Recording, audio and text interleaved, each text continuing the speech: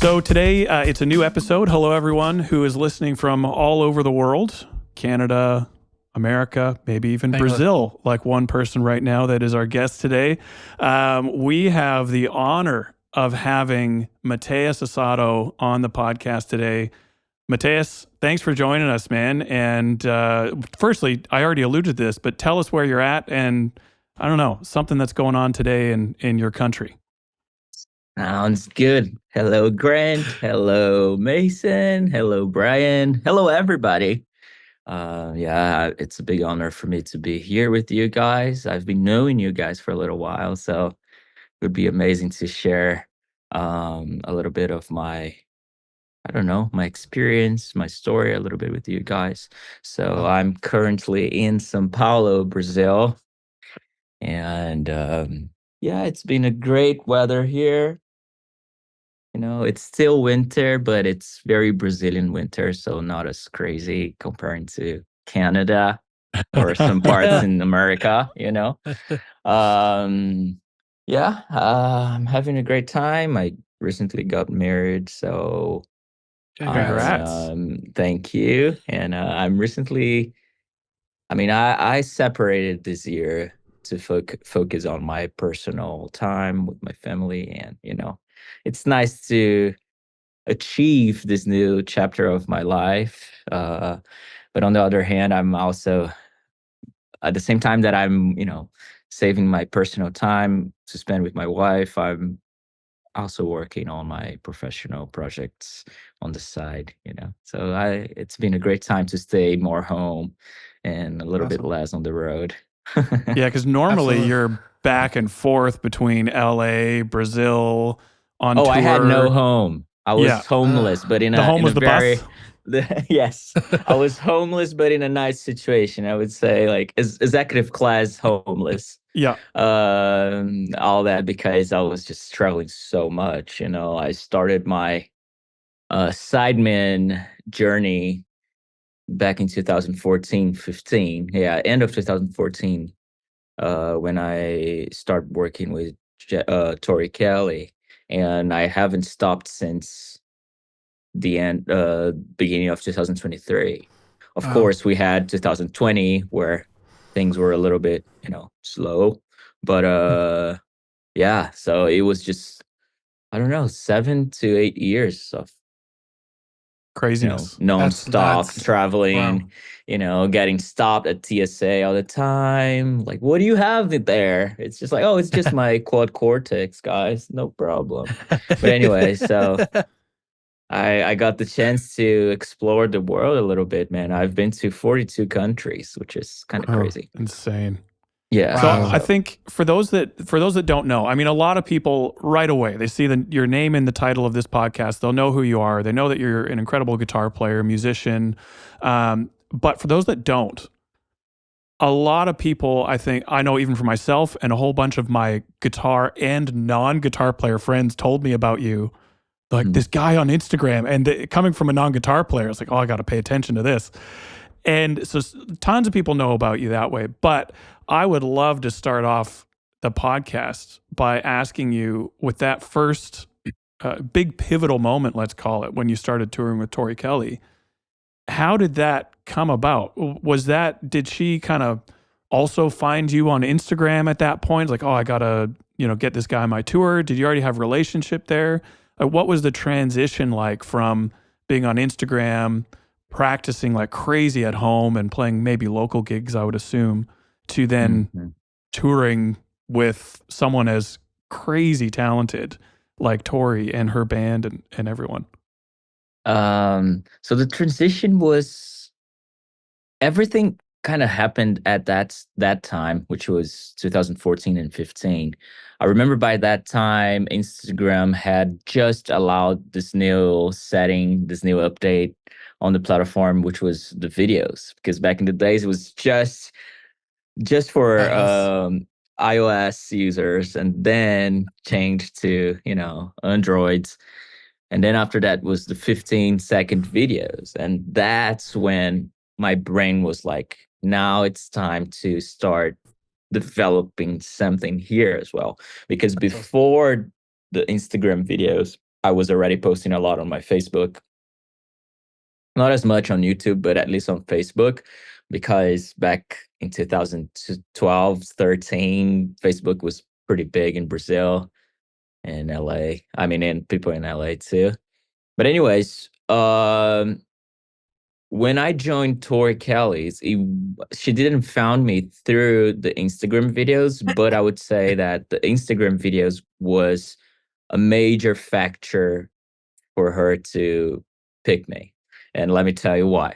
So as I told you, I'm in Sao Paulo, but there's also another reason why I was born and raised in Brazil. But then in 2013, when I was 19 years old, I moved to the United States, to Los Angeles, to study music at the GAT, at Musicians Institute in Hollywood. And I was there for 2 years. And at the end of my journey at Musicians Institute, I got a call from the chair of the guitar program back then, which was Stig Matheson. He's an amazing guitar player. He's no longer at MI, but he's still continued being a guitar player. He's Norwegian, so he's back in Scandinavia now.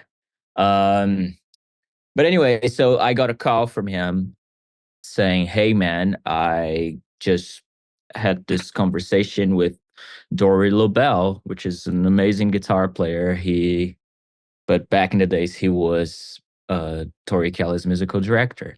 And Dory Lobel was asking for a couple of names because there's this singer and she's looking for a guitar player, and we're going to go for some auditions." So it was audition time. And the chair of the guitar program um, got asked to recommend at least like three names. And I was one of these three guys. Cool. So, yeah. So he was like, "Hey, would you be interested to audition for this gig?" And I'm like, "For sure." And, oh, by the way, they did not mention any names. It was just like, there's an artist, and yeah, they're looking for a guitar player. And I said yes. It was 10 days after my graduation. So I didn't have time enough to Crazy. think about, okay, now what am I going to do? Because as an international student, at least back in that year, I wasn't able to work. For international, for foreigner students, the visa that makes you to stay in the country only allows you to be a student. You cannot get any profit from your work yet. So for me, the only thing I had to do is just to study my butt off and post videos. So that's why I was just like posting so much often back in the days. But Wow. anyways, so I got that invite. I did the audition. Tori was not at the audition. But anyway, so I had to rehearse with her band back then. And I had two cameras in front of me in my guitar spot, which was so intimidating. I was so terrified. It was my first audition ever. And yeah, so Dory was there alongside with Paul Mikrovich, which is the musical director of The Voice. So all these two guys plus Tori's father. So, anyways, I was just terrified because my English back then was even worse. A lot of things. My first audition, and I was like, I don't know if I'm even prepared. Blah blah blah. Um, so I do the audition. They collect the media, the files, and they're like, "Okay, cool, thank you so much." And yeah, in case if you got picked, we're gonna call you someday. So that was the only thing they left for me. So I was like, that was a Good Friday in 2015. I remember that it was on a Friday morning when I did the audition. So anyways, I was just like so mentally exhausted because I was like, this is my first audition.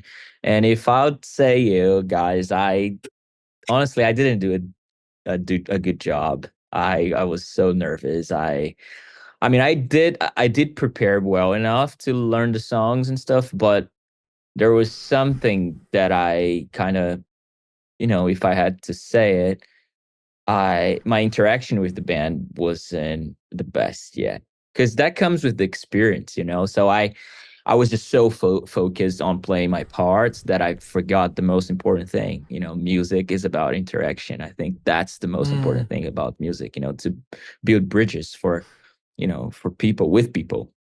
That's awesome. So that put me in a position as soon as I left the audition of like, man, I think I lost the opportunity of my life. So I go back home, stay home forever, very anxious. Then I was like, all right, it's Good Friday. I'm Christian. So I was like, I should go to church. This could be a great time for me to at least like, deliver my anxiety to the Lord, and then he would take care of it. And the interesting thing was, in the middle of the service, I was living in Hollywood, so I went to Mosaic Church. So I went to the church, and I was so nervous again. So I was like, "Oh my gosh, man, I don't think they're gonna call me." So you know what? Let me just turn my phone off, so at least I don't have to be checking all the time. So I turned my phone off, stay in the service, and in the middle of the worship moment, and again, now it sounds so romantic or whatever, but I felt something of like, dude, turn your phone on. I turn my phone on, and then I get like a voice message of like, hey, this is Alling, which is Tori Kelly's dad. Um, I tried to call you, but I don't know. Give me a call whenever you get a chance. So I leave the service in the middle because I was like, oh my gosh, he called me. So I have 50-50 now. Maybe he's just gonna be like, thank you for for being there, but it's not you. Or maybe he would be like, yeah, that's you.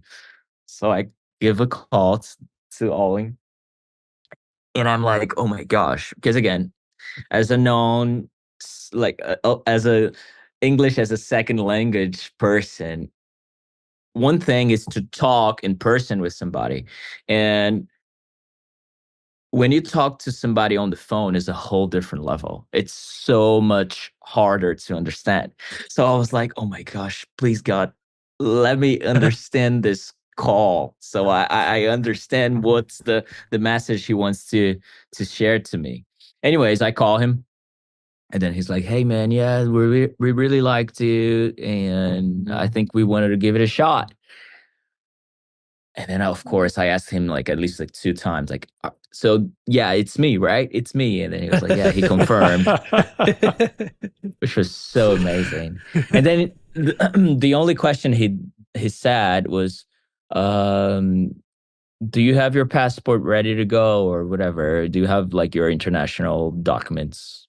Okay. And then I said yes. And then he told me that Tori was about to do a couple of shows in New Zealand and Australia. Wow. Yeah. So by the way, so my very first gig ever with an American artist was actually not in the United States. I was in crazy. Australia and New Zealand because we were gonna do some promo there, and Tori was pretty big in Australia around that time. So, anyways, so in less than 15 days, I was literally a recent graduated guy to like, oh, now I'm taking a flight to Australia, which was so freaking amazing. That's nuts. It was a big blessing to me. But oh yeah, so coming back to that Instagram thing, blah blah blah. After all the videos from the audition, that Tori went to watch, she ended up looking at all the guys who audition on the internet. And that's why I said it was a major factor for her, because after she watched all my videos on Instagram, she was like, that's the guy. That's cool. She really loved my content. She was like, I loved the musical pieces he performs and blah, blah, blah. So when I got the chance to meet Tori for the first time, she was like, hey, nice meeting you. And she complimented that on my congrats on your page, because I really liked everything you do. So that's awesome. Did she So get that to was the see your big thing. Spice Girls arrangement?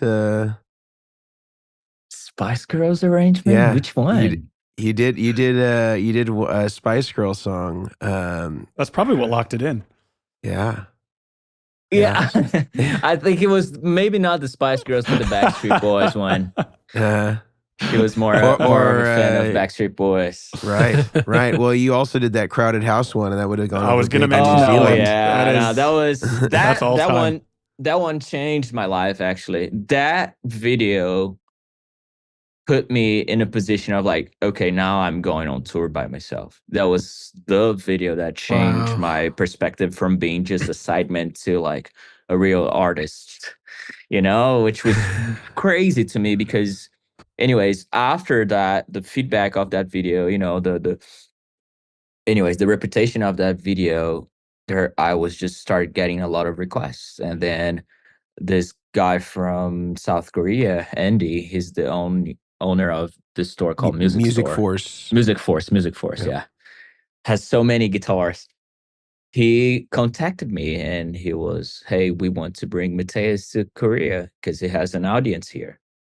And me, as a brand new graduated guy who did not have any confidence about me just being a guitar player, I was like, nah, man, probably I'll just do a guitar clinic with 20, 30 people there. Then I fly to South Korea from LA with no guitar strap, literally with just my guitar and my pedalboard. And then I get to the place. It's a venue like as big as the Whiskey a Go, like 500 people, 600 people capacity. And it's sold out. Then I was like, oh, what? I was so not expecting that at all. And anyway, so I had to call the guy. I'm like, hey, man, can you get me a guitar strap? Because I really need one to perform. So people were really expecting me there to be, that star. And that was all because of that video, the Don't Dream It's Over. So anyways, it's just crazy how like internet can take you to some places, and if not as a major factor, sometimes that contributes to, I don't know, just to make you look greater somehow, like to bring that sort of status of like, oh, this is cool, in a way. Again, with Tori, for example, she watched my videos rehearsing with her band, but I think what made her to choose me was when she got into my page and she was like, oh, this guy's good, That's crazy. It's funny because like I hear you talk about you finished Musicians Institute, which I have so many questions and there's no way we'll get to all of them, but you finished at the Musicians Institute. Mm-hmm. And then I feel like from the outside, you would always be kind of told as someone going to study music, like you're never going to just finish your course and then go straight into your dream job. It's going to take a long time. But absolutely, I hear everything you're saying. Like this is what people expect but never see. And it takes a long time to get that Tori Kelly gig or whatever the equivalent is, if ever. And you get it like 10 days out of finishing school. It's just blows my mind. There's no question in there other than just an observation of how cool, how incredible that all happened. Honestly, man, like you mentioned about like, oh yeah, maybe you did some local gigs or whatever. My step was crazy because I grew up in church. So my local gig was when I played in church here in Brazil. So it was literally before I became a student. So I didn't have the hustle of like, oh man, I have all my gear on my truck, on my car truck, you know what I mean? Like, and now I am just playing here in front of 20 people for this random band or whatever. As soon as I finished my guitar course in Musicians Institute, my guitar program, I went straight to the mid big stages, which to me was like, oh my gosh, like literally a year after my graduation, I'm here playing at the Greek Theater, in LA, which is a venue for like 5,000, 6,000 people. It's insane. So another thing I'm forever grateful about Tori is the fact that, maybe because of the videos she watched of myself on Instagram, she was like, yeah, I think he's still green, but she saw the potential, so she truly believed that I could have been like a great incorporation for her brand, you know. Yeah. So she saw the potential. So I'm just so grateful for that opportunity, because again, I wasn't ready at all, but somehow it just worked. So again, like for me, it was just like the biggest blessing ever, man, because it's so hard. I mean, there's definitely not many cases of guys like, oh yeah, cool. Because you're either like just a crazy phenomenal guy, or you just quit the the the program in the middle of it because you're just like a genius. But like to happen, things like what happened to me, it's just super rare, you know. Like Yeah. right after your graduation, you get this call, you know. It's just like, oh I my think gosh. you and Justin Derrico are the only two people that's happened to at MI. Yeah, I Because mean, there's he had the Hoffa. call. He had the calling. Oh yeah, and Hoffa Mm, had Pink yeah, out of because another Hoffa Brazilian. had, yeah, there's a couple of guitar players who did that, but again, just I don't know. I have no idea the average of guitar students that goes to Musicians Institute every year, but I would say at least like 500 to 600 guys. You Yeah. could count, you know, in maybe just one hand how many of these guitar players did that, because again, the waiting time is crazy, and this is when things get, you know, when your mind game needs to get strong, you have to, you know, hey, relax, things are going to happen or not, you know. So for me, it was funny because when I got the call, I was literally just like organizing my clothes after getting the laundry done. And I was in that moment, like thinking, I was like, okay, so what am I gonna do? So, but thankfully, I didn't have that much of a time of like, oh my gosh, I'm desperate. I need a job, you know. So Yeah. it was Did so you That's ever go good. and play amazing. that Federal Bar Jam even when you were in college? Never done, bro. So this is the thing, man. Like jamming was my type of jamming is different than the regular musicians jamming, which, you know, like they love that sort of snark puppy, like, yeah, just go crazy, play all this crazy outside notes all the time. My type of jamming is more like the Red Hot Chili Peppers opening show sort of jamming. You know, I love Mm. just like John Frusciante is a big hero for me. And anyways, I don't know, maybe because I just watched that live at Slane Castle so much, but I just found that spontaneous jam like my type of jam. So, anyways, I've never done many of those jams like, hey, let's just play giant steps and boom, you know. Like I wasn't a friend of the real book very much, so I don't know much of those jazz standards, and let's just go crazy, because at the Federal Bar you'd probably see the most talented dudes and girls, musicians of LA, you know, and that's where like the cool cats go to show that their talents and maybe get the gig. And by the way, it's funny you're asking this, Mason, because that was sort of the path of like, hey, if you really want to get a gig into a good gig in LA, you have to go to those bars, show your talent, and then you start making a friend, and then you know somebody that plays for that person, and then you just started as a sub, and that's how you build your empire. So for me, it wasn't necessary to kiss anybody's butt and be like, hey man, let's hang out. You know, it was just like, again, I cannot see this you know, as a, you know, just like a blessing from the sky, you know. Yeah. So was Scott Henderson ever your teacher at MI? He was, but I was very scary of him because he does he I think he still does that those open counselings Yeah. every Monday and Tuesday. He's known to And make people cry. Oh oh no. yeah, for sure. I mean, You want her I crying? kind of understand though, because there are some students that kind of cross the line of the convenience. You know, they just get too much.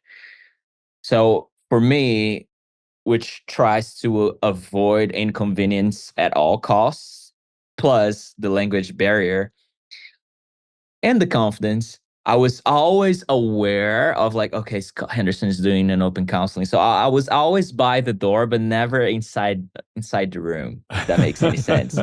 So I was always like being surrounded by the blessing of his guitar playing, but never like in the room getting the chance to, hey, Scott, can I ask you a question, or can we jam over this so I can learn from you? But it's okay too, because I think there's that sort of osmosis where you can learn from just like being there. So Scott, I would say like he was my teacher, but again, I was just so scared of like, man, I just don't want to make that guy angry by asking the most stupid question ever. So I remember attending his open counselings a lot, but never like being able to ask like questions or things like that. Maybe today would be nice to just like have a chat with him, but anyways, the most interesting thing about Scott Henderson's open counselings to me was the fact that, bro, he was always picking the crappiest guitar amp, but somehow making the best stretch sound ever from that thing. You know, he has this sort of thing where he has like on his bridge pickup. Here we go. We're gonna talk very nerdy talk. Like Do on it. his bridge pickup, on his strat, his third strat, he pulls the tone on zero. It's like the tone. You know what I'm talking about? Like the knob, the tone knob is never on 10. Sometimes he just put that thing all the way down, and somehow it doesn't sound muddy at all.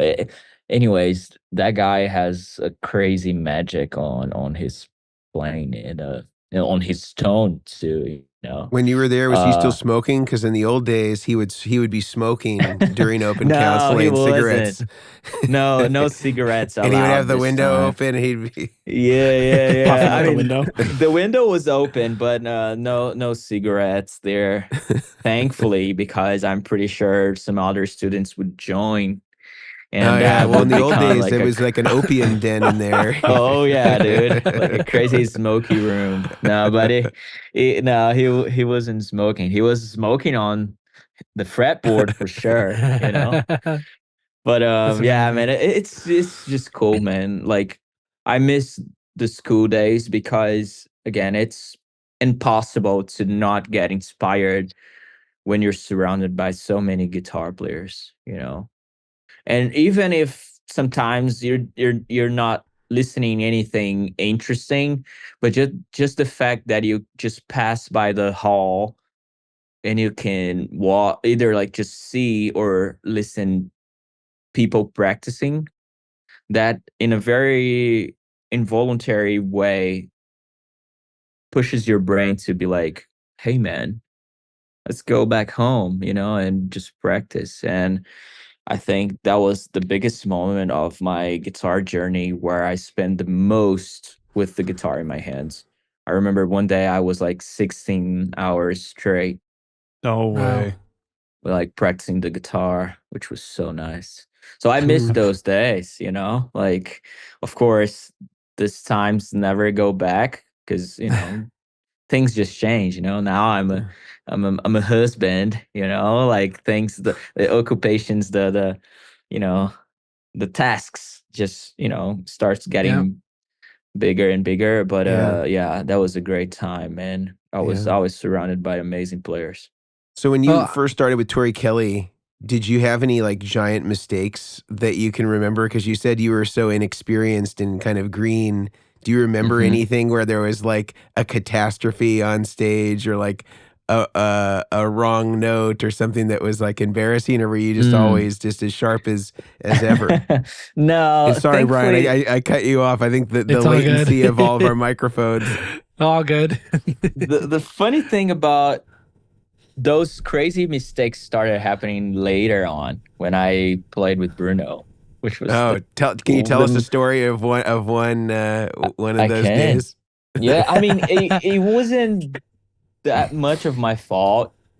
But so with Tori, just going back, I've never had issues with like techniques, or I mean, yes, some sort of technique actually. My my my biggest flaw was regarding timing. Because again, I grew up, the music I listened back in the days was everything but R&B, which is like her main influence. Yeah. So I remember in the middle of the first rehearsals, she was always saying like, "Hey, Mateus, I would love for you to keep a listen, like keep an eye on this two artists, which is, John Mayer, which she really was really into, and D'Angelo." She was like, "Listen to this guy's albums and try to incorporate that into your playing, because that's what I'm looking for a guitar player right now." So in terms of the technique I was talking about, my timing was always my issue.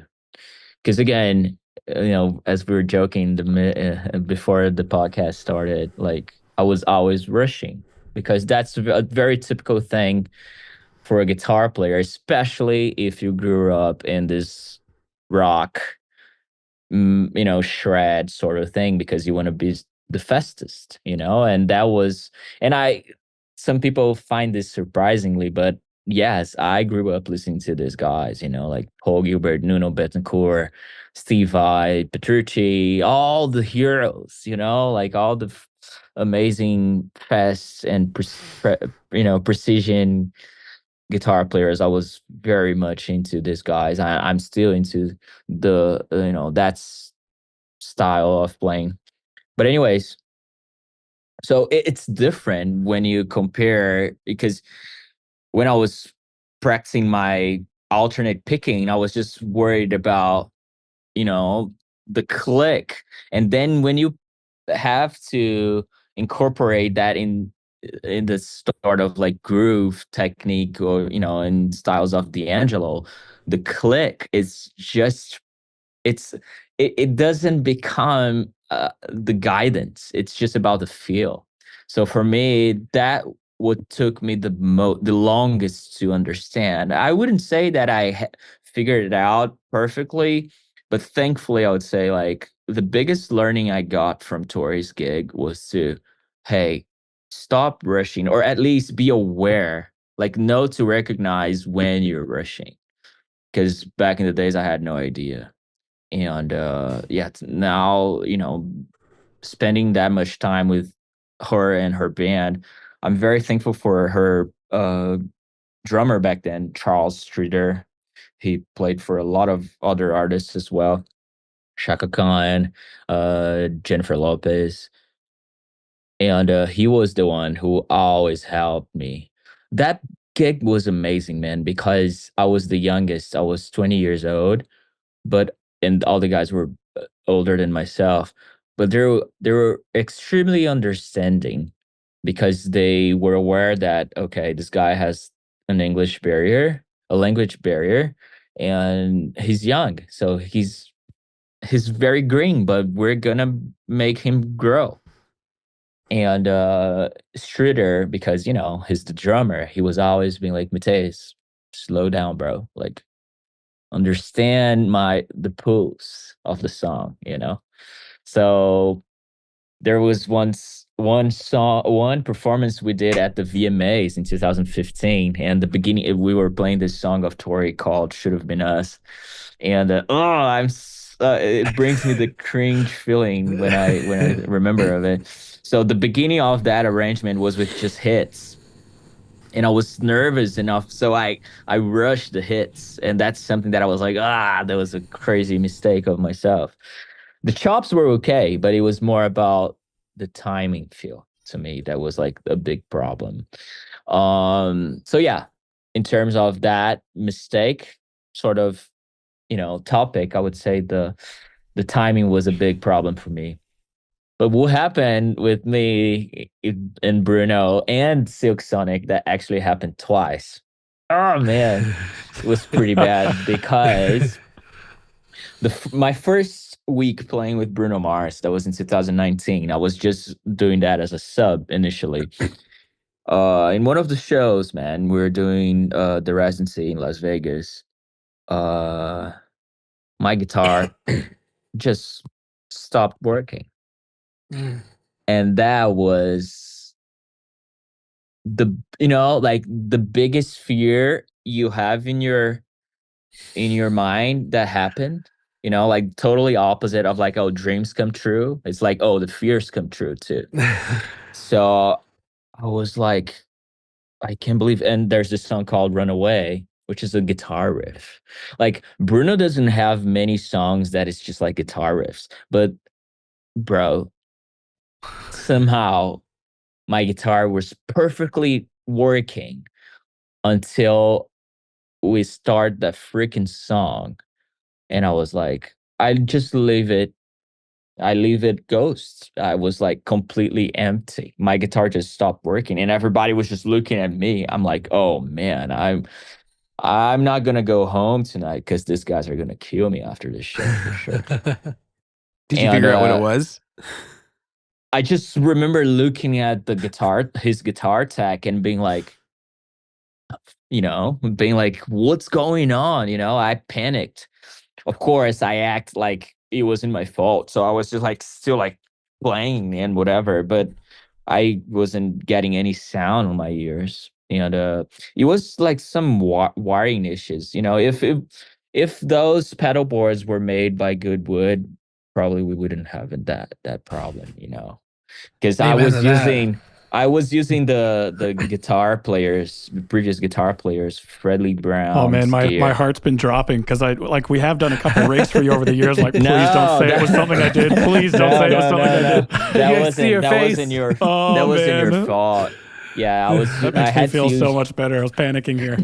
No, because I when I used when I played for Bruno for the first time, I was just as a sub, so I didn't have to play my gear. I was just using the guy's gear. So, anyways, it wasn't wiring issue, but dude, again, you just cannot explain those things. Everything was working perfectly fine until that song kicks, and boom, I pressed the distortion pedal, and what the heck's going on? So that happened once, and the latest one, the very last one that happened to me was in the Silk Sonic gig in 2022. We did in Las Vegas as well. We were playing this song called 777. And again, guess what happened? It's a guitar intro. So I start the song. Boom. Completely naked. No guitar. And that was the fuzz issue I had. The fuzz that I had got a problem. But anyways, you just cannot expect those things, but it happens. Yeah. My advice there is just look at the sound guy and point at him, be like, it's your fault. It's your fault. Bro, but that was a problem. That the Silk Sonic gig, when that happened, that was scary because my guitar wasn't working. It stopped working, and the 777 song was the first song of the show. I played the whole intro fine, and then it was the intro of the show. And then when we moved to the intro of the first song, somehow it stopped working. But the guitar tech couldn't find the problem. So he was literally on my board for like 4 songs. And Bruno, when you could get like a regular microphone where the crowd hears you, but you also get the MD mic. Bruno gets in the MD mic and he's like completely mad. It's like, we're not gonna start the new song until this F guitar get ready. And then I'm like, oh my gosh, bro, I'm so screwed. That was bad, man. That was bad. But that was, but that was like April 2022. Thankfully, we did the whole show after everything was fine. But after show, I was just like, bro, I have no idea what happened. Everything was working good, but somehow it just stopped working. But yeah, I had wiring issues. That was like my biggest problem. Jeez. I want to actually ask you about where you get inspiration from in your guitar playing, and I have some specific questions. Before we get there, though, I want to throw to Mason for an ad break, and then we'll get right back into these stories, man. I'm loving this. So, Mason, I'll throw to you for some of our ads. Thank you, Grant. And this podcast is made possible by several sponsors, but two of which I'm going to talk to you about now. The first of which are our friends over at Guitar Sanctuary in McKinney, Texas. If you're interested in something like, let's say, a Sir Mateus Asato signature guitar, that would be something that you could purchase over at our friends at the Guitar Sanctuary.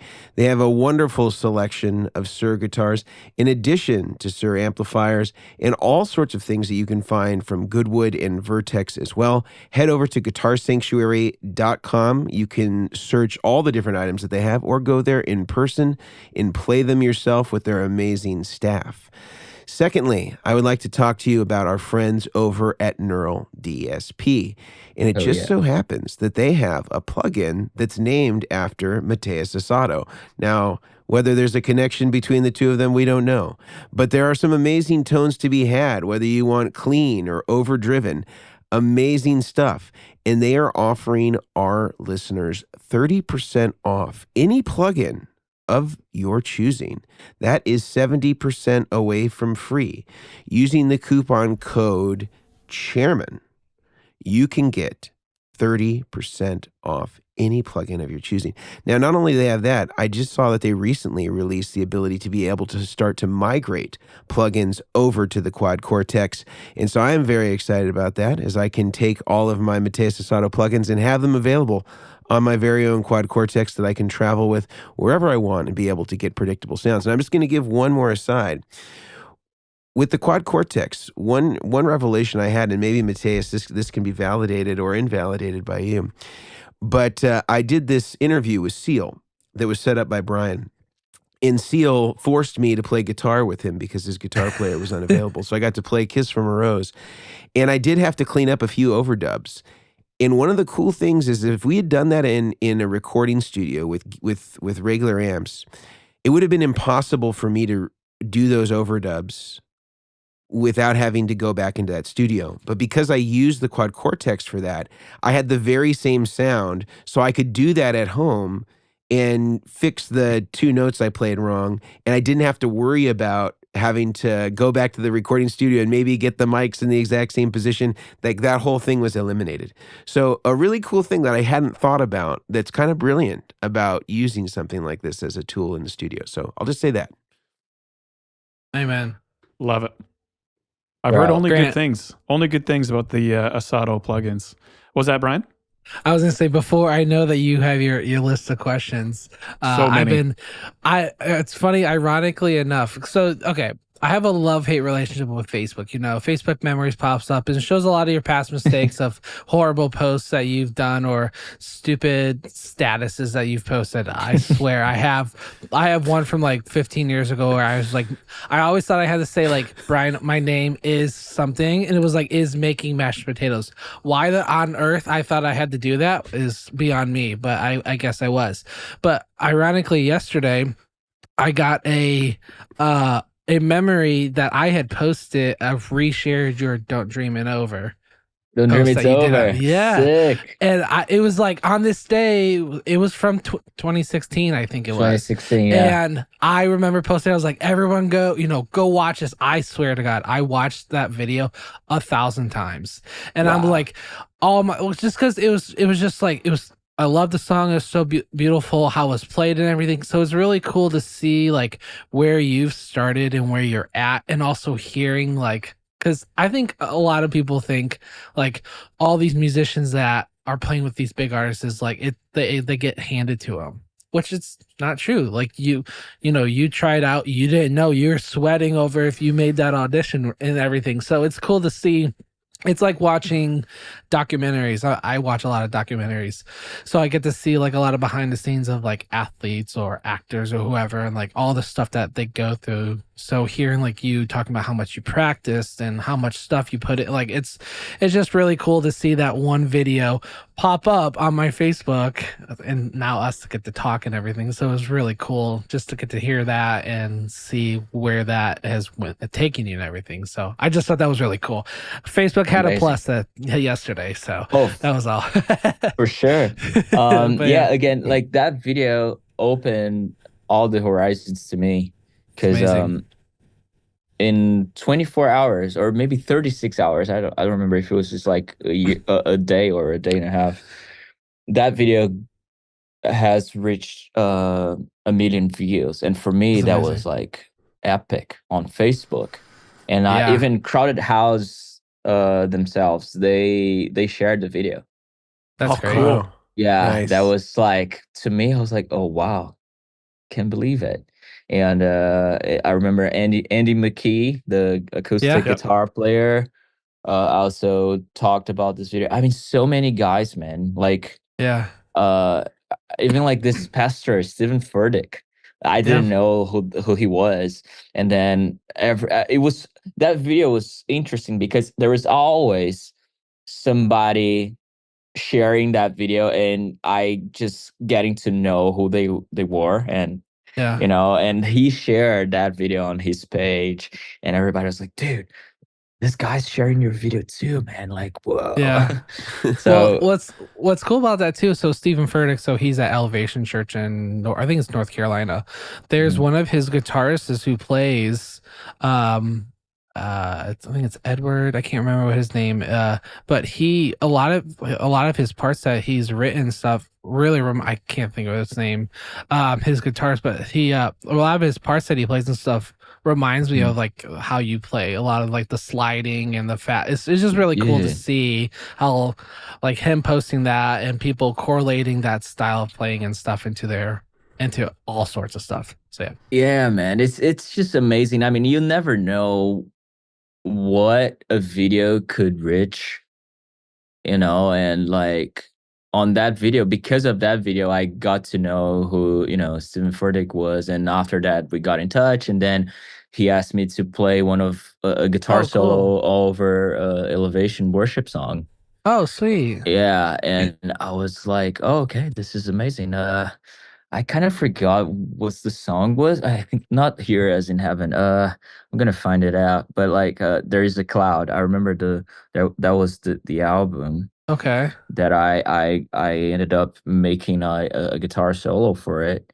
So, like, and that's started with Here in the Presence. Yeah, Here in the Presence. Okay. It's a good That's solo. that's the song. Yeah. That's awesome. So, it's just so cool, man, to Yeah.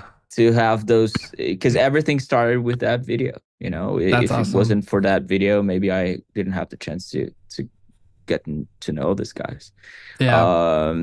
So yeah, I mean, I'm just so blessed by. And again, the reason why I made that song was funny because I was in my hometown, and I remember leaving my ex-girlfriend's house, going back to my house, and I just turned the radio on, and there was this radio that used to play all these old songs, and that song kicked in, and I'm like, oh man, this song is. It brought me the nostalgic Yeah. feeling, Then I got back home, and somehow it just worked out, That's But awesome. a cool thing that everybody mentions is, yeah, people really like that cover I did, but the intro that I did before I start playing that song, that's what kind of captivated most of the guys to be like, man, that's just whatever you play there was just so cool, which Yeah. is which is cool to say because I made that little intro very influenced by the intro that John Mayer did at on Belief, on Yeah. that album, not the album, the Nokia, where the light is Mhm. performance. If you if you listen to that Belief song, there is like an interlude. Yeah. And I ended up like just having that as a reference, like a synth pad in the back, and then I just do my little guitar nuances on it. So That's awesome. and that's what That's kind really of cool. captivated the guys. People are like, oh man, because I mean, it's kind of like how the formula is nowadays. The first 10 seconds, maybe first 5 seconds, you gotta create that sort of momentum. You gotta hook people, right? So to hook people and be like, oh, what is this? And then and then they just watch the entire video. So it worked out really, really well for me, because that first 10, 15 seconds, everybody was just like, what is this guy playing? That's awesome. I actually heard Cool. someone the other day, because I know people on social media nowadays get criticized for having short attention spans. And this guy I was listening to, he's like flipped it. He's like, they don't have short attention spans. They have higher standards, because there's so much to consume. So if something is judged to not be good enough in the first 3 seconds, there's something great just around the corner. And so the standard has changed or shifted just because of the quantity of stuff that's out there. And so it is really interesting, because I do, like the intro, like Brian, I've watched that video so many times. And the intro, you're like, it says Crowded House in the title. This is not Crowded House, but it's got me. And then you just seamlessly shift right into the song. And maybe we can, for the editors listening, maybe we can link that video in case anyone hasn't seen it. But it's a pretty special video, which ties into my other question, because you'd mentioned timing being a bit of an issue when you went in with Tori. Different genre, a shift in approach, all that. And this video came after that. But I guess a couple of questions, or an area I would love to hear from you on. The first thing I hear when I hear Tori Kelly as a guitar player, who is, again, if you haven't listened to Tori Kelly, unbelievable singer. Like, it feels like a shortcoming to call her just a singer. She's incredible. Her stuff she does with Jacob Collier, and obviously her own stuff is just ridiculous what she can pull off with her voice. And I, as a guitar player, like if I had your skill, Mateus, which, to reassure people, I do not. If I had your skill as a guitar player, the first thing I'm thinking is like, man, how do I steal Tori's secrets? Like, how do I incorporate her runs as a vocalist onto the fretboard? And I'm just, both in timing, note choice, her note choice is anything but predictable. Like, what was that kind of like, being in the same room as, and I know you've mentioned the keyboard player from Tori being a huge influence as well, but what was it like being in the room with someone of the caliber of Tori and what she can pull off? Was it instantly like, oh, I got to figure out how she did that? Or was it just, let Tori be Tori and I'll do my own thing on the guitar, and the paths didn't merge in the way I'm assuming they might have? Man, I think like when I was with Tori during that time, that was like the second, like the after grade of my college. That was like the Year second 3? level. Yeah. Yeah. It was like, I think like that was the most challenging to me, because when I was in college, whenever I had, it's time to do my homework or whatever, it was more like according to my convenience, because I was like, okay, I want to get better at my speed technique or whatever.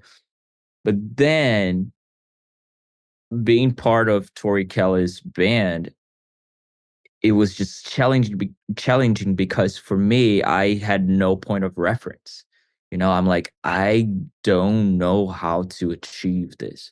So, but on the other hand, I was just being bombarded in a good way of so many good sources of novelty, music novelty. Because again, you got the keyboard player, Leonard Jarman, just playing all these crazy things, because he comes from, like the black church, everything like the gospel in it, the chops and all those things, but also extremely like the musicianship level was at the highest.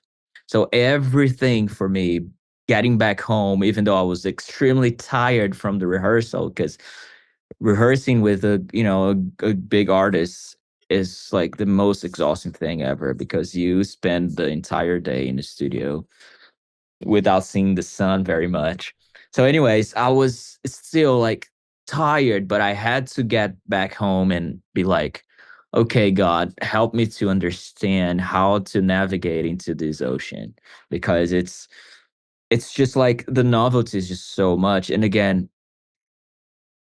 it I remember not transcribing. Yeah, maybe I would say transcribe a little bit. Like Tori's vocal nuances, because I'm like, let me try to understand this. And also incorporating with the harmony level that Leonard, the keyboard player, would incorporate into the songs. So I was like, okay, how does this work? How can I make it happen? And I feel like, I mean, at least for me, my journey, my music journey so far, it's been like this. Like I try to get all the parts from whatever or whoever I'm trying to learn from, and I just make this a juice. And I get those ingredients and just drink the juice. So it was so amazing, because I would have, again, the sense of timing from the drummer, Charles Streeter, and then Leonard with the incredible musicianship of harmony.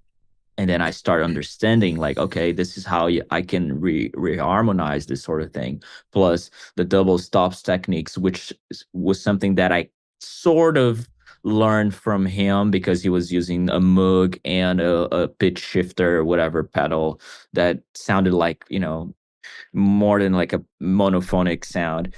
And then I have Tori Kelly, which had the natural music knowledge, the language, everything. But again, coming from a different perspective. But at the same time, because again, I'm more of a lead solo player guy. So, and Tori as a vocalist kind of have like a same sort of category, because we're always making one sound, like it's a lead sort of path. So having the chance of listening Tori during rehearsals and just like messing around with whatever musicianship she carries was like, like you mentioned, Grant, like the way how she chooses the notes, like her note choices, it's just like so tasteful. I'm like, oh my gosh, I need to incorporate this into my sort of improvisation. So all those things, I just remember like recording the rehearsals on my phone or whatever, and just going back home and trying to transcribe and understand that and drink that juice. So it was the biggest development for me as a musician. This is when I understood now, like, okay, now I'm not just a student, I'm becoming a musician, and playing with the band. So all those elements were extremely important for me. And again, man, it was like uncountable knowledge for me.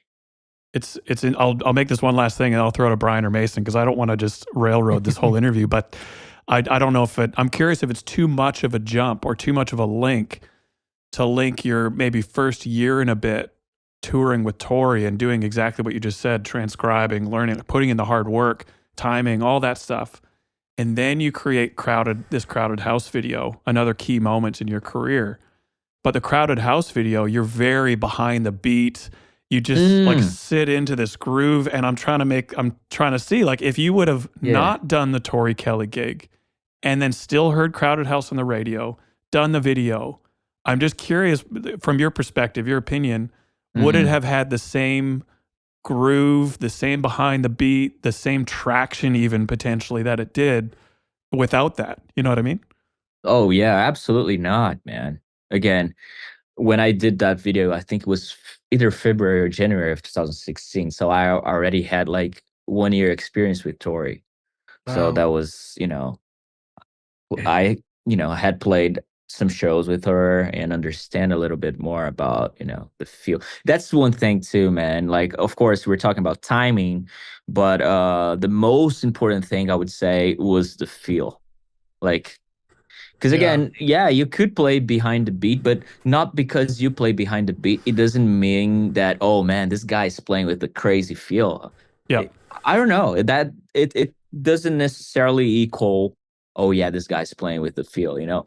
And again, because all these guys, Tori Kelly's band members and Tori herself, they were so tasteful in what they were doing musically. I understood where to add my little piece of the puzzle, you know? So it was very amazing for me to just, you know, start listening to others and understand like, okay, cool, this is where I can fit. But yeah, man, I think like the most important thing, as I mentioned before about music, is about the connection, about like understanding the others and, you know, try to form this puzzle and make a great image of it. And it's that's one thing that I've been missing a lot, especially because I'm not being on the road much, and I stopped playing in the like in the stages. I barely play at church now, but it's different when you're just here at your place making a cute video for the Instagram thing, and when you have real people with you, not a drum beat that stays perfect in time all the time, but when you have real people with you, feeling each other, and trying to just navigate into this journey of like, okay, where are we going now? So it's just a lot of different things. And I feel like the best teacher of music is definitely when you're like playing with other people, you know. It changed the Love whole it. thing. Because again, like if you watch that Crowded House video, and if you just press a click on it, I'm not on time. I'm not perfect on the grid. But again, it's more about the nuance, you know, like the flow. Yeah, that's the word I was missing. The flow. That's like what really, you know, I feel like I understood the concept of what is a good flow after being with Tori. Love it, man. Again, we have now answered maybe 3 questions out of my 400. So let's keep the pace going here. Before we keep going, at some point in this chat, we do need to chat about some of the gear stuff. I mean, we do like talking about pedal boards as well, but maybe before we get into that, we'll throw to Brian, and Brian can tell us about 2 more of the sponsors that make the show possible. Yeah, absolutely. Yeah. So as Mason already said, we have so many great sponsors, and he's already talked about 2 of them. So I'm going to talk about the last 2, which are going to be the guys over at Mono Creators. They have fantastic pedal boards and soft cases, backpacks, gig bags. As we have all talked about, have a plethora of gig bags and backpacks and soft cases. So go check them out at monocreators.com. Use the code Chairmen for 10% off of your order. You're going to want to use this code, get the best deal you can. Best cases, pedal boards, power supplies on the market. You won't be disappointed in the quality, and I fully love all their cases. I have multiple, as I said, multiple bags. So check them out, monocreators.com. Next are the guys, as I always say, simply the best. The guys over at Besttronics or btpa.com. They have a code for 10% off called The Chairs, DACHAIRS. Go check them out.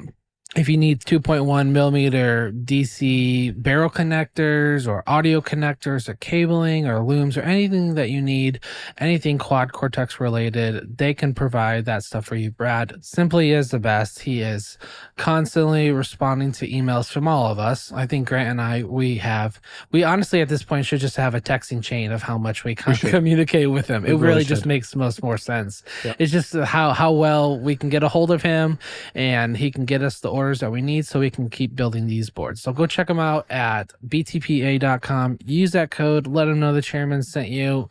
They would love to hear, and we would love to hear that you're using our code. So go check them out. I'll throw it back to you, Grant. Awesome.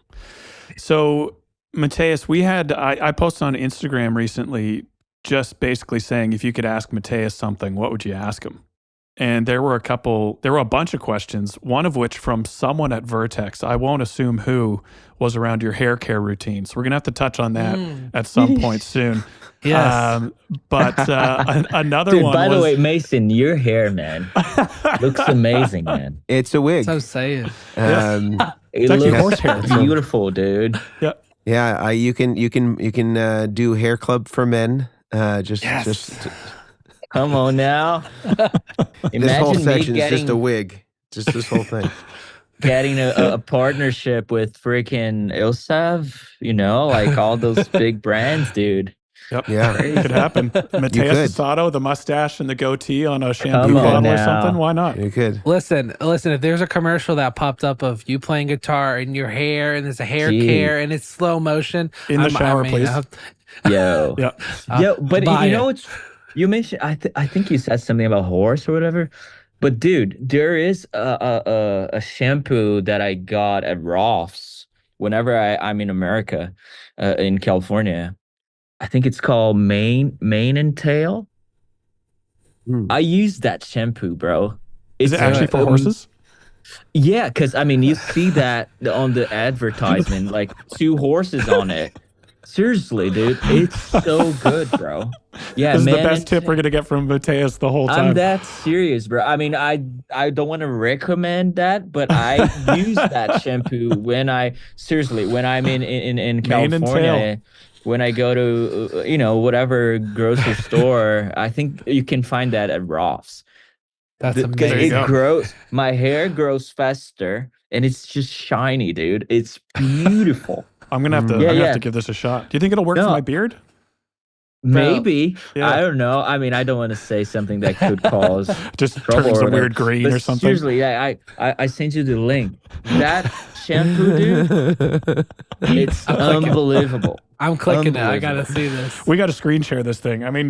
We've Mason. Do you want to bring this thing up? Yeah. Yes. Here it is. Oh, there we go. Man, dude, yes.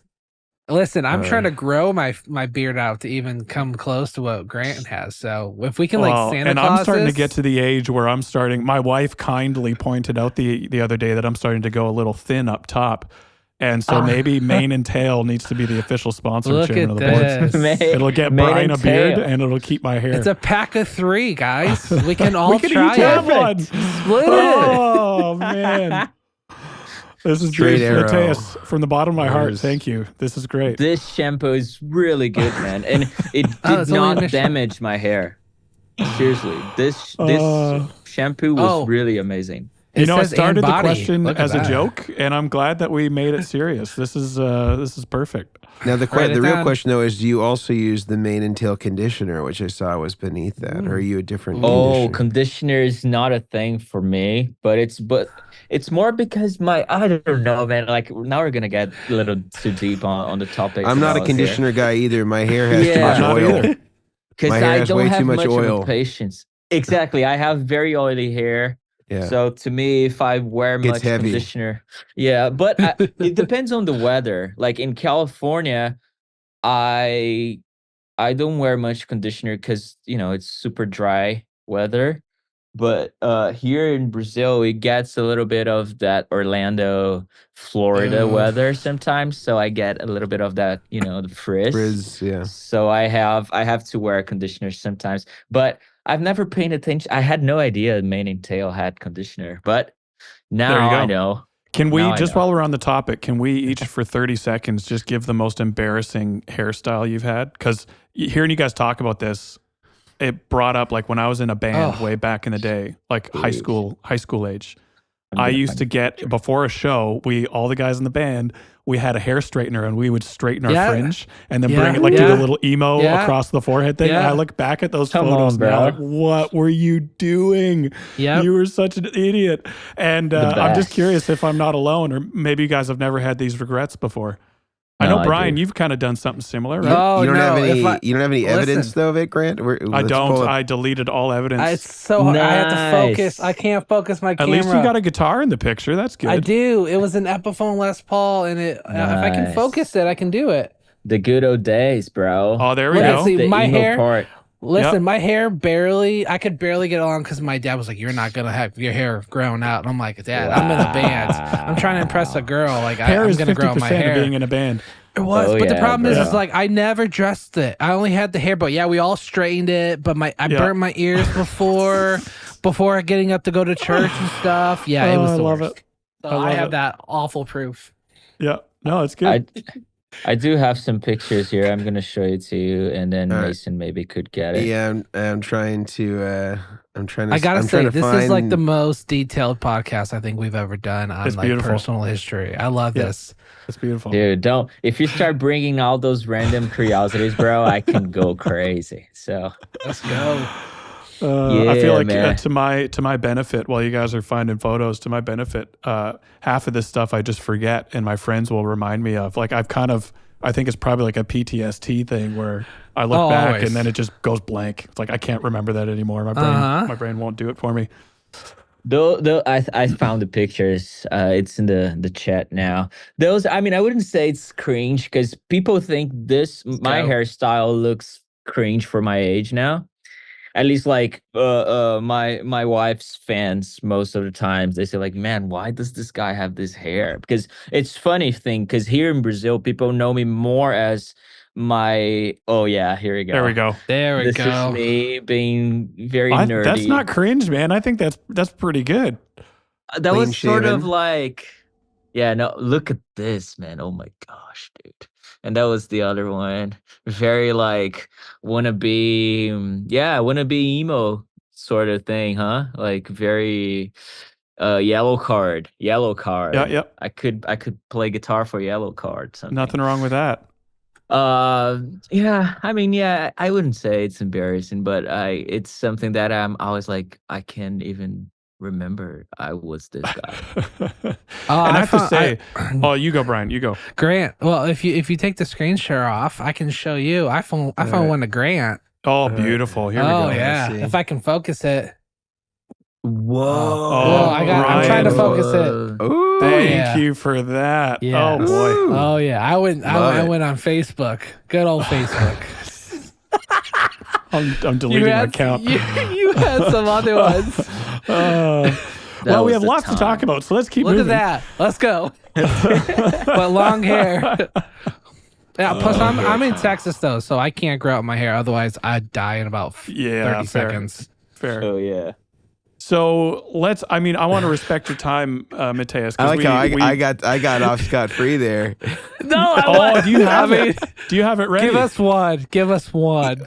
You know, so I've pretty much had long hair for a while, like on and off for a long time. But I would say the thing that was most embarrassing, I think, for me personally, looking back, is that, you know, for whatever reason, and I guess I could show here, there's like a disconnect between like where my facial hair starts and like where like my hairline is. And I attempted in college to grow sideburns, and it's just like really embarrassing, like sort of gap. And I was like looking at these pictures, I was like, what was I thinking? Like just, you know, just omit that. So let me pull up one of those examples here. This would have been probably around 2000 and maybe 2005. I'm gonna say, Do it. and I covered it up kind of well, Beautiful. but they were pretty bad sideburns. And then there's another one here that I'm gonna pull up for you, where I decided at one point. No, that one will be for OnlyFans. Yeah, that's OnlyFans. This one is when I thought it would be a good idea to somehow have blue hair. I don't know why I decided to do that, but I did.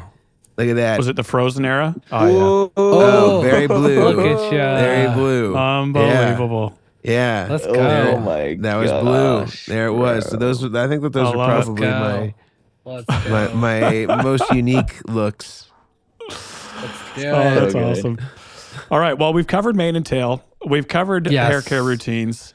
Can we chat a little bit about gear here, Mateus? As far as one of the questions, which I think is a great one, was maybe not your favorite specific amp, but your favorite amp type. Like, I'm a Vox guy. I love 84s. I love the chime. Like, that just feels like home to me. What would be your kind of, if you could pick an amp off the shelf, what are you going for first?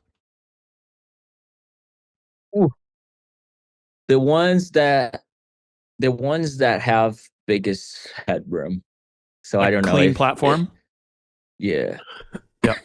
Nice. So A like Tone even a Fender Master. Twin or something. Tone Master. This You know guy's what's? You I have a would say Tone the Master, don't Tone you, Master. Mateus?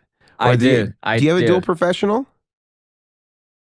What's the Dual Professional? The Dual Professional was from that same era as the blonde Tone Master, because yours is from like the 90s or 2000s, right? Yeah. Mine is from 96. Yeah, so that same Yeah. era, there was one called a Dual Professional, which was basically like a twin reverb on steroids. It had vintage 30s in it, but it was Oh a my combo. gosh. But I think it's No 100 way. watts. Very clean. Okay.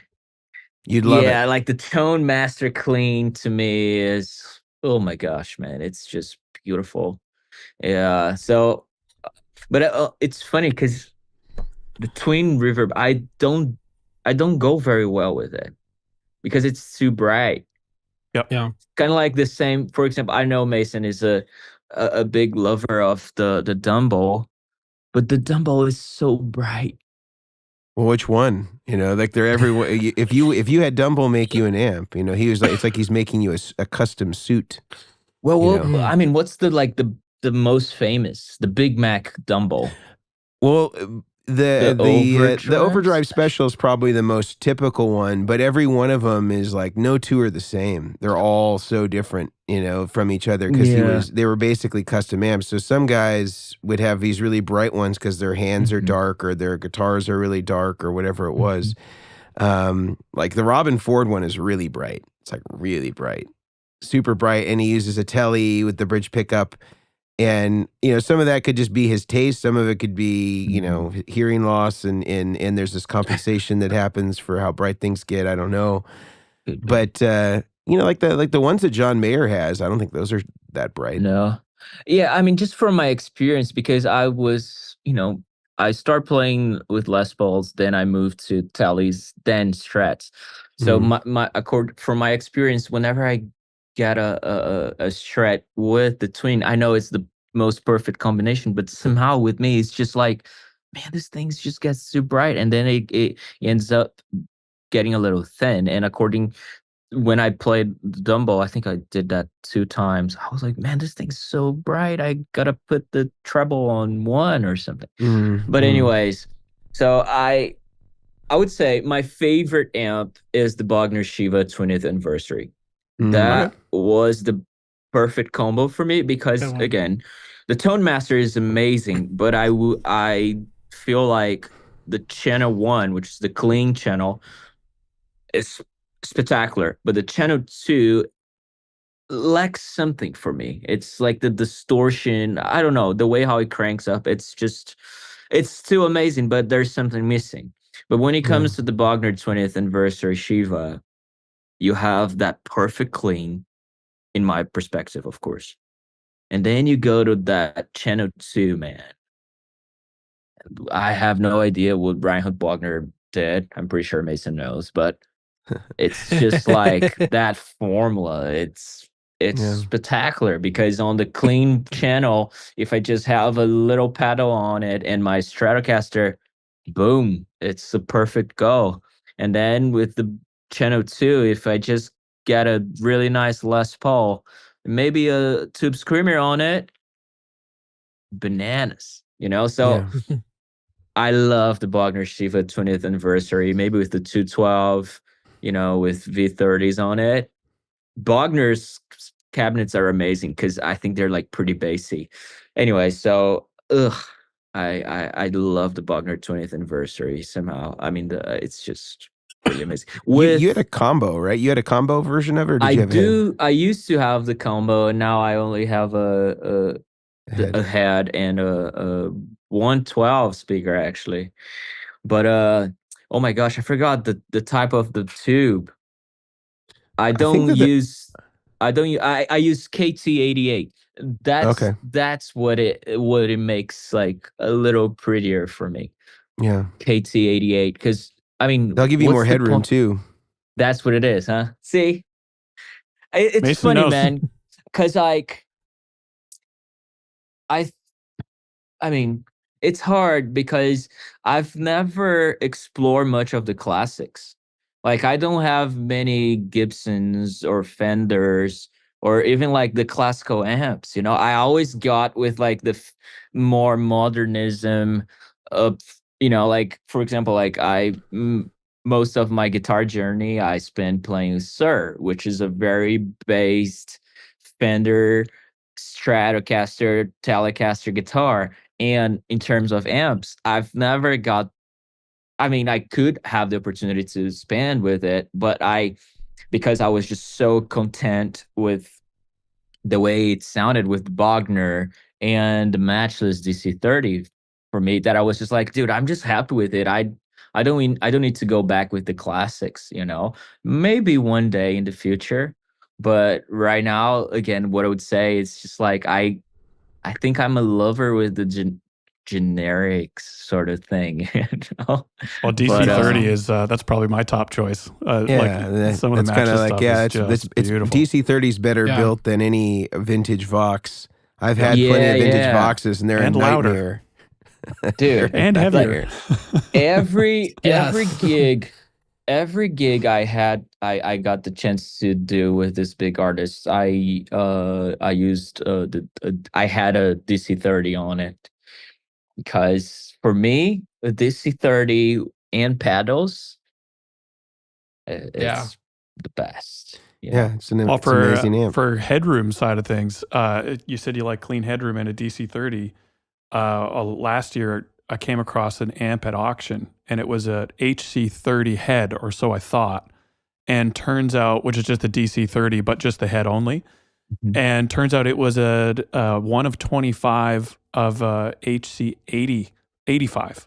So it was an 85 watt DC30. Gosh, bro. And it is a beast, but it's it's got a lot more headroom than a typical Wow. DC30, which breaks up at Jeez. like 9 o'clock, right? Like the DC30 breaks up pretty quick. So Yeah. it's they're out there. They're just hard to find. I Nice. love But it, man. yeah, they're cool. So amps wise, okay, we got that. What about any guitar pedals? I mean, listening to your videos and some of the live stuff, it would, from audibly listening to you, not seeing what you're putting, what you're turning on and off, it would seem like you like a little bit of overdrive sometimes, some light delay, maybe a little bit of reverb. Is that kind of roughly fair? Like any pedals out there that you just love to turn on and find it hard to turn them back off again? Any that you really connect with? Oh yeah, one of them is actually behind you right now, and I'm not trying to do any advertisement or whatever. Art fan? The Art Van, bro. No way, Bondi Effects. Yeah, when Jono sent me, I think it was like a prototype back in 2019 of this tape delay. Oh, analog delay, sorry. Analog, yeah. I wasn't aware of like the type of delays because for me I was just like, dude, I just care about the repetition. I just need that little extra fatty on my sound. And then I started to get into like analog delays or types of delays when what's the name of that pedal, dude? Sheesh. It's Bliss. What's Chase the name? Bliss. Chase Bliss, Like yeah. a tonal recall? To tone recall. Yeah, I got the chance to have that pedal and I love it. And then I was like, oh wow, it just feels warmer. As you can see, I'm not a tone geek at all. It's more about like the way how I feel or whatever. But anyways, then I found out about the tape delays and the analog delays. So I just start my research about things. And I had no idea that, the Art Van was already here home. So I tried it again, and then I'm like, that's it. That's what I like. I love that sort of, like the it's just warm. So Yep. I love the warm tones when it comes to that. I love the paradox of things, of like the contrast of things. So again, we were talking about the deluxe amp, which again I still haven't found the good midterm for me. But I mean the DC30, for example, or even like the Shiva 20th anniversary in the clean, you have that sort of clarity. But then when I combine those with like a really warm reverb, plus a warm delay and a nice transparent overdrive, boom, it just fits really well with the guitars that I've been playing mostly.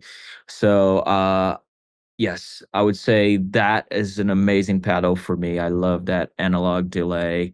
I also love there's a Dunlop delay as well, very based on the Echoplex. I think that's the name of the pedal. Yeah, the Echo, Echoplex pedal. yeah, the Echoplex delay is really amazing. Those are great. When it comes to reverb, I used to love the Blue Sky when it got released. I was like, yeah, this pedal is amazing. But then I got to know the New Neighbor guys, the New Neighbor pedals, Yeah, and that's a good one. Yeah. the Wet. Yeah. The The Wet. Did you get the very stereo first version or the one. mono version? I can't remember. Both versions, honestly. But Yeah. I just remember the very first one that, that kind of looked very spacey. That reverb to me is the best, and I'll tell you this, the reason why. You still get that, that sort of cloudy effect, but it doesn't get much on the way when it comes to the runs. Because, even though I like to Yeah. play like very ambient, clean stuff, but I also want to add the little virtuosity on it. So sometimes I have to play some, fast runs or little nuances regarding the technique. And I feel like that was the only reverb that fit my style of playing for that situation. Somehow there is something about that Wet reverb that doesn't get on the way, And but it's just that one. It's like for the version 1 or whatever, Mark 1, whatever it's called. The Wet reverb is just phenomenal. So good. And Yeah. when it comes to overdrives, I have two favorites. My, old favorite is the Gen Ray by Vamarin Audio. And the other one is the made by Brown Amplification. It's The the Protein? Protein, but it's Protein. now the one that he just made a different one, which is the Protein. It's not the Protein. It's like two Carbon? carbons in one. Yeah. Carbon X. Yeah. Carbon X. Yeah. Woo. Yeah. That one's awesome. Yeah. It's a great Pedal's pedal. so good, man. So right now I've been like digging. I wish they had made the Carbon X before my archetype was released, because if I knew it, I was gonna ask the guys of Neuro to make the Carbon X as a pedal for my plugin, man. That's Guys, cool. I love that combination because, again, for me, man, the mid range is the most important. I mean, of course, everybody agrees on this, but and again, sometimes with the pickups that I have on my source, it could get a little too nasal.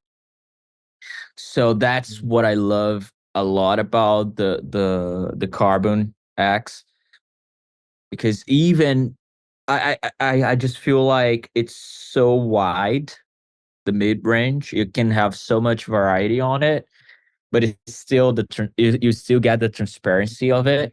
So I love that pedals. I would say the Carbon X is my favorite overdrive, my current favorite overdrive right now, because you Love it. have that. Plus you That's have the awesome. second channel that can boost, and still have the transparency on. Yeah. Very cool. That's amazing. Yeah. Love that pedal. So there was one more question I want to ask, and then I want to. I know it's embarrassing to talk about your own stuff, but I want to actually ask you some questions about something you have. To stick with the food metaphors, baking in the oven. I don't know if that's fair to use that way. But before we get there, there are two more questions I thought were really good from the Instagram thing that I put out there. If you could teach American, let's say North American guitarists one Brazilian song, or if you could get them to learn one Brazilian song by a Brazilian artist, what would it be? I would say Wave by Tom Jobim. Okay. Awesome. So Yeah, there you have it. It's a beautiful song. Why do you pick that one? What's special about that song that really sticks out? The melody. Okay. It's very it has the bossa nova, but it's very rich. It's like Brazilian food. It's Beautiful. rich Mm. and it Diverse. brings happiness. Yeah. Yeah. That's awesome. And then if you could start over, if you were starting over from scratch, you're 10 years old again, and you could change one thing about how you approached guitar, what would it be? If anything, maybe you'd say, no, Ooh. I think the way I did it with what I knew at the time is perfect. Keep going. But is there anything you'd change? Yes, the rhythm. Oh, so from like early days rather than waiting until Absolutely. trial by fire with Tori. Yeah. My right hand is my biggest flaw. My weakest source, you know. My left Interesting. hand, yeah, I'm okay with it. But the right hand, I feel like, again, I've never paid attention, and I feel like, this is just me thinking, if your right hand is strong, I think that can take you to, you know, a longer path. Because you see, like, all the studio guys, or if you want to work for somebody that needs rush, like according to time, Yep. your rhythm, like your syncopation is the most important thing. Plus, according to my taste, like right now, like all my favorite players, they have one thing in common. It's just the precision with the right hand, like Nuno, or I don't know. They have something regarding the rhythm, Yep. you know. This isn't one of the questions that was asked, but I was stalking your YouTube page before this just because I wanted to, you know, see what was new out there that I may have missed or anything. And I started reading some of the comments, and over and over and over again. This is the first time I've ever seen YouTube comments be positive, by the way. Over and over again, the comments were, there's just something special about this guy. Like, he approaches the instrument differently. There's like his touch on the fretboard, his note choice. How does he make it feel like it's communicating a message rather than just playing notes? Some iteration of that over and over and over and over again in the comments. Something to the effect of how you approach the guitar and how you, if it's a cover, how you translate that into your own version of that cover and communicate it and play it. If you could put any words to it, what is it about your approach that, I don't know how to say it, is different maybe, or is beyond just the notes and the feel? Can you describe anything about what's going on in your head about how you're trying to make it a bit deeper than just the music? Is that a good way to say it? Well, I don't think I can say in a one single word, but it's just about being intentional. And I get it. It sounds very like, oh, cliche, but you have no idea, like, and that's something that when I did part of the Joe Satriani camp, it was funny because Joe and I were just talking about this. We're like, sometimes you just get stuck in like a period of like a 10-second of your guitar piece. But again, it's because you have this intent, you have this goal that you want to share to the world. And if you feel like, this is not about being perfectionist, it's about like having the message to be done the right way. And again, I don't sing, and this is the strongest voice I could achieve as a musician, as an artist, is the guitar in my hands. So this is the only message. This is the only way I have.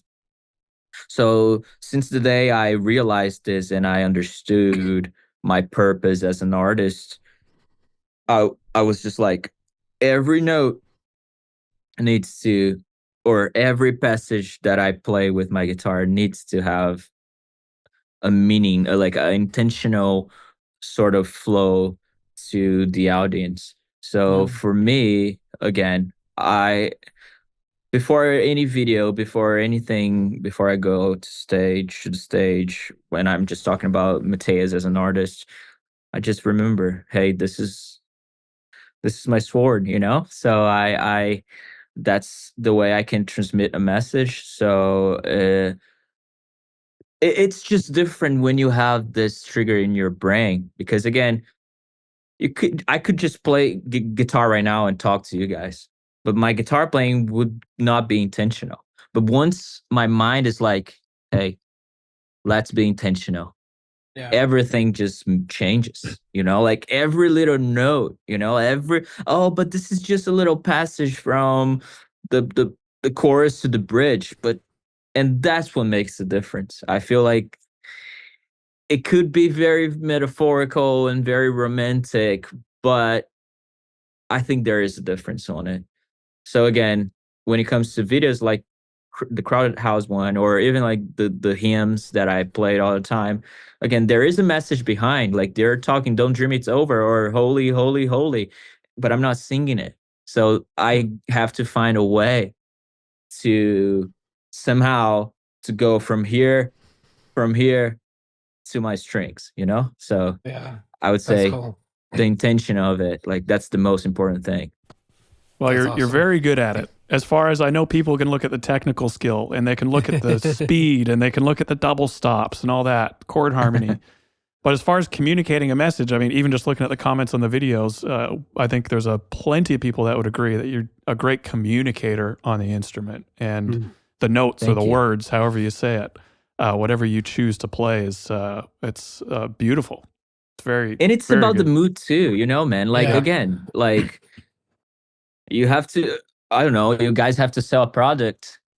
Like you have to get prepared not only in knowledge but like in your soul as well, you know? Like so for me, if I'm not in a good mood, but I had the plan to record this video today, but something is not right, like there's something messy inside of myself, I rearrange this, I reschedule, like I organize the room first because I want to make sure this is, you know, I get it. Music's about the you know, sometimes the fight. I mean, there is something, for example, for me, like when I want to be aggressive, somehow the best shows I've ever done as a sideman or even as a solo artist was the times that I was angry. Something like there's something about the turbulence of things. So I don't know how it is, but it's about the feeling, you know, like having something that you have to align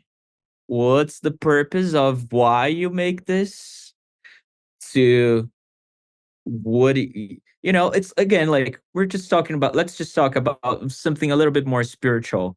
But okay, we lead worship, you know, like okay, we're talking about a message to God and to bring people to praise the Lord. But if our lives are not corresponding to the message, okay, it's just going to be beautiful words. But at the end of the day, what God, you know, wants to receive from us is just, you know, an honest heart, you know, a heart that is searching, that is pursuing to that intimacy with, you know, with the spirit. So for Yeah. me, I feel like when it comes to my music, for example, it's about understanding the message and being sure that okay, cool, my my inside is corresponding to what I want to do. So yeah. Which is it's I cool love hearing you that. say that because even from show to show or what I see online, whether you're playing with band Camino or Tori or something, like it's a different vibe.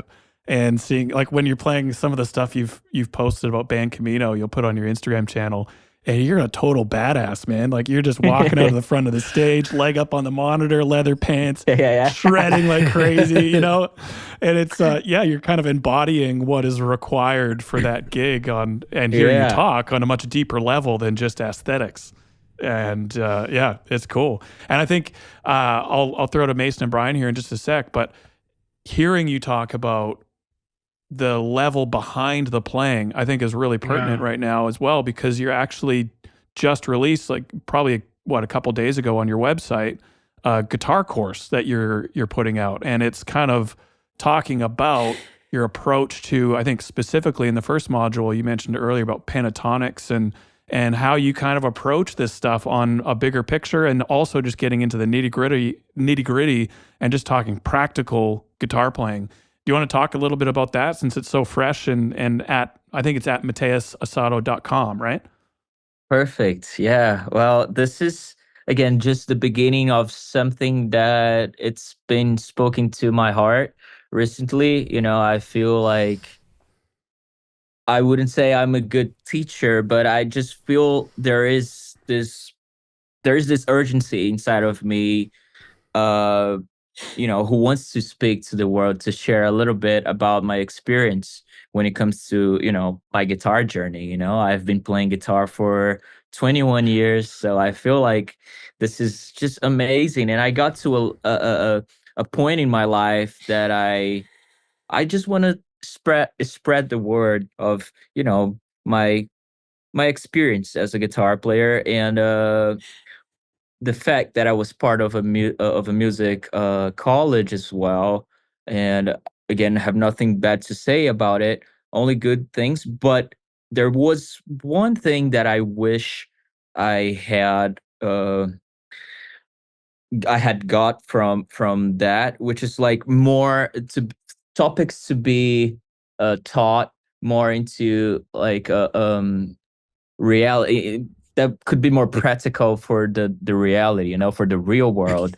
Yeah. And because of course you sometimes you're never going to be prepared for things. You achieve that in the process of it, I understand. But I feel like there are some paths that could be light up, when it comes to teaching. And that's something that I always feel like, okay, cool, guys, this is the pentatonic scale. Everybody knows about the pentatonic scale. If you just go on YouTube right now and type pentatonics, you could get enough content to learn the basic theory of it. But for me, it's about how to make it musical. How can we make music? Because at the end of the day, yes, of course, we want to become better musicians, but we have to, take advantage of those sources and become very skillful, talented musicians to make music, because that's what I think it's lacking nowadays. I don't see Don't Dream It's Over songs anymore. Of course, there's beautiful music being released. Maybe I just need to do a deeper search on things. But I don't know. There is this philosophical concept on my brain that feels like we have to make it musical. And why not guitar players can, make this happen as well? It doesn't need to come from a vocalist only, or a band, or whatever, or a producer. A single guitar player can make beautiful music too, to speak to somebody. So anyways, I'm releasing the Azatonics, kind of a cringe name, but it's just like a way for me to explain my point of view over pentatonics, because I feel like this is the most famous scale ever. And sometimes people would have a very underrated concept about pentatonics, but I feel like pentatonics is the foundation of a good, tasteful playing. And yeah, this is me sharing a little bit of the concept for you guys, and I hope you understand. It is very metaphorical, but again, for me, it's just trying to bring that into the most realistic way. How can we make a 5-note scale in a very musical way to make it, to increase your musicianship in general? That's Love awesome. it. We'll link to that below as well in the show notes, so you guys can find it very easily. And I think you say you're not a great teacher, man, but I like, over the years, the many times we've chatted, your ability to get ego out of the way and just say, these are my shortfalls. Timing, you've mentioned in this episode. This is where I was lacking, and this is what I did to get better at it. I think that is the easiest person to learn from, and no doubt that is in this pentatonics course as well. And so, yeah, check it out, guys. Link below in the show notes. I know, Mateus, you need to get going very soon. Brian, Mason, any last thoughts or questions from Mateus while we have him on the show? I just want to say thank you. Thank you for coming on. Seriously, it's so cool just to be able to, as a rig builder, dealing with gear so often, it gets not overwhelming, it gets boring. But it gets boring as a rig builder because you deal with it so much. I love playing, and I play at my church on weekends and stuff, so I enjoy that. But there's also like just a level of getting to watch other musicians, just like you explained it, like how you're feeling that they can, go into how you're playing and how you do that session or that song.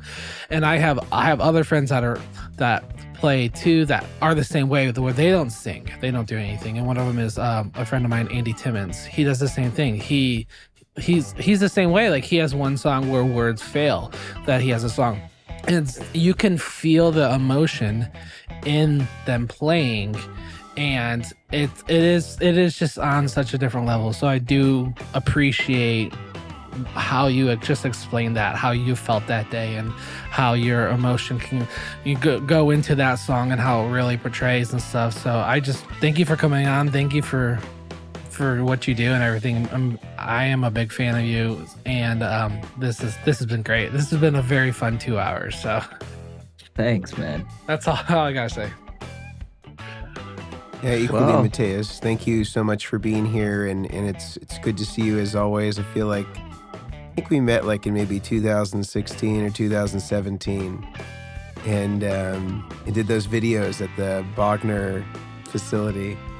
Yeah, it's been a real treat to sort of just watch you develop as a musician and see all the things that you've done, and I'm really excited to see how your career continues to develop and all the great music that you'll give the world. So thank you for what you do, and I'm so glad to get to be here to see it.